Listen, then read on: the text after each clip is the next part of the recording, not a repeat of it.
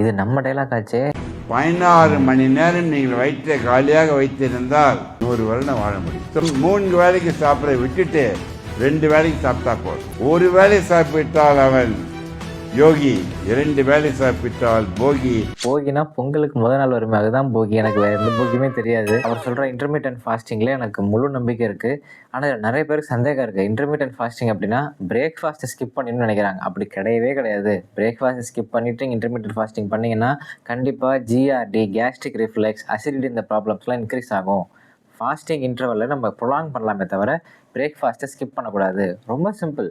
இப்போ evening dinner நீங்கள் 6 o'clock complete பண்ணுங்கள். நெக்ஸ்ட் டே மார்னிங் 10 o'clock சாப்பிடுங்க. நீங்கள் எதிர்பார்த்த 16 hours ஃபாஸ்டிங் விண்டோ அழகாக கிடச்சிருச்சு. 10 o'clock மேலே பிரேக்ஃபாஸ்ட்டை ப்ரொலாங் பண்ணாதீங்க. 11 மணி 12 மணி வரைக்கும்லாம் சாப்பிடாமல் இருக்காதீங்க. நான் அது மாதிரி ட்ரை பண்ணி பார்த்துருக்கேன். இந்த 10:30 11 மணி ஆகும் பொழுதெல்லாம் அப்படியே நெஞ்சு கறிக்க ஆரம்பிச்சிருது. ஆசிட் ரிஃப்ளெக்ஸ் வர ஆரம்பிச்சிருச்சு. அதை நம்ம லைவாகவே ஃபீல் பண்ண முடியுது. இதே நீங்கள் லைஃப் லாங் பண்ணிட்டே இருந்தீங்கன்னா கண்டிப்பாக அல்சர் கன்ஃபார்ம். இன்டர்மீடியன்ட் ஃபாஸ்டிங் ஒரு அருமையான மெத்தட்.